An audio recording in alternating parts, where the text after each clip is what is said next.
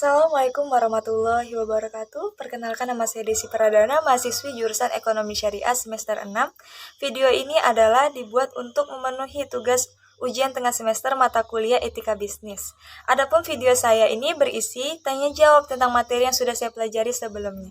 Pertanyaan yang pertama adalah, manusia itu diciptakan pada dasarnya untuk menjadi seorang khalifah. Jadi, jika manusia tidak pernah menjadi pemimpin, apakah manusia menyalahi hakikatnya sebagai manusia? Jawabannya adalah, manusia itu diciptakan oleh Allah memiliki pengetahuan yang lebih, bahkan melebihi dari pengetahuan malaikat. Walaupun malaikat senantiasa beribadah kepada Allah, tapi malaikat tidak memiliki pengetahuan yang dimiliki oleh manusia. Manusia diciptakan untuk menjadi khalifah itu tidak serta-merta harus selalu menjadi pemimpin, tapi manusia itu menjunjung keadilan dan hukum-hukum yang telah ditetapkan oleh Allah Subhanahu wa taala di muka bumi ini.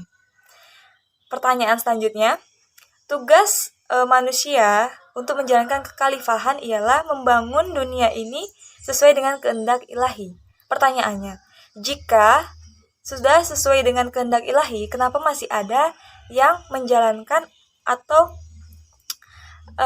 melanggar dari aturan ilahi? Apakah ia melawan dari Tuhannya? Jawabannya adalah, dalam diri manusia itu ada dua potensi. Potensi yang pertama adalah potensi yang baik, dan potensi yang kedua adalah potensi yang buruk. Sesuai dengan firman Allah, yaitu fa'alhamaha fuzuraha wa taqwaha, yang memiliki pengertian manusia itu di dalam dirinya ada dua potensi, di mana apabila ia dapat mengendalikan potensi buruknya, maka ia akan menjadi manusia yang baik. Begitupun sebaliknya. Nah, hal itu dapat digunakan manusia dalam menjalankan dirinya sebagai khalifah dan sebagai hamba. Ia dapat memilih walaupun Allah sudah menetapkannya. Namun menurut Ahlus Sunnah wal Jamaah, manusia itu memiliki yaitu manusia dapat merubah takrir mu'alak, tapi tidak dapat merubah takrir mubram. Pertanyaan selanjutnya adalah, apa hukumnya jika kita membayar sedekah atau membayar zakat menggunakan harta yang batil? Jawabannya, menurut Imam Qurtubi, apabila kita membayar sedekah atau membayar zakat menggunakan harta yang batil, maka tidak akan diterima. Karena harta yang haram itu adalah harta milik orang lain yang telah kita kuasai. Sesuai dengan firman Allah dalam surat Al-Baqarah ayat 188 yang artinya, janganlah kamu memakan sebagian harta dari milik orang lain secara batil, dan janganlah kamu membawa harta tersebut kepada hakim supaya kamu dapat memakannya secara yang haram, padahal kamu mengetahui bahwa itu salah. Nah, pertanyaan selanjutnya adalah, bagaimana jika ada orang yang merusak harta ghair mutaqaim?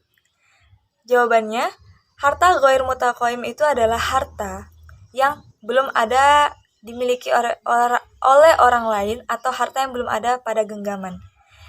Maka jika ia merusaknya, ia tidak bertanggung jawab. Namun menurut jumhur ulama Hanafiyah, ia wajib bertanggung jawab karena harta tersebut adalah harta yang bernilai bagi kaum non-muslim. Pertanyaan selanjutnya adalah, mengapa Islam melakukan pemilahan terhadap pekerjaan yang halal dan pekerjaan yang haram, dan bagaimana etika bekerja dalam pandangan Islam? Jawabannya, hal utama atau hal pokok yang harus kita lihat sebelum memilih pekerjaan adalah apakah pekerjaan itu halal atau haram. Sesuai dengan firman Allah dalam Quran surat Al-Baqarah ayat 172 yang artinya, wahai orang-orang yang beriman, makanlah kamu dari rizki yang baik yang telah Allah berikan kepadamu, dan bersyukurlah kamu kepada Allah sebagai wujud bahwa kamu menyembah hanya kepadanya. Nah, dari ayat ini sudah dijelaskan benar bahwa kita harus mencari rizki secara yang halal. Adapun etika bekerja dalam pandangan Islam, yaitu kita harus bekerja secara jujur, kita harus bekerja secara ikhlas hanya karena Allah Ta'ala, kita harus bekerja secara amanah, kita harus bekerja sesuai dengan peraturan dan tidak melanggar prinsip-prinsip syariah, dan kita harus menghindari sesuatu yang subhat. Pertanyaan selanjutnya adalah, kenapa manusia harus memiliki etos kerja, dan bagaimana kita mengimplementasikan etos kerja tersebut? Jawabannya adalah, dalam Al-Quran dan hadis, manusia khususnya umat Islam itu diharuskan untuk memacu dirinya untuk mencapai apa yang dia inginkan, maka manusia harus memiliki etos kerja. Dan cara kita mengimplementasikan etos kerja tersebut adalah mengubah cara pandang kita, yaitu kita berpikiran bahwa bekerja bukan hanya untuk memenuhi kebutuhan kita, bekerja bukan hanya untuk menyempurnakan kemanusiaan kita, tapi bekerja juga merupakan investasi diri karena bekerja itu sebagian dari ibadah.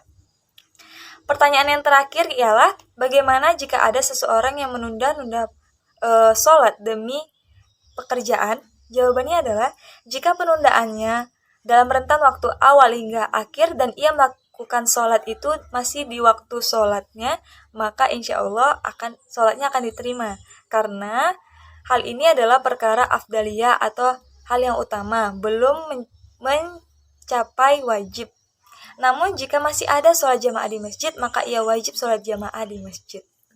Namun berbeda jika seseorang itu ingat waktu sholat, namun ia mengerjakannya setelah waktu sholat habis, maka amalannya tidak diterima sesuai dengan sabda Nabi Sallallahu Alaihi Wasallam yang artinya, barang siapa mengamalkan amalan yang tidak dari kami, maka ia tertolak.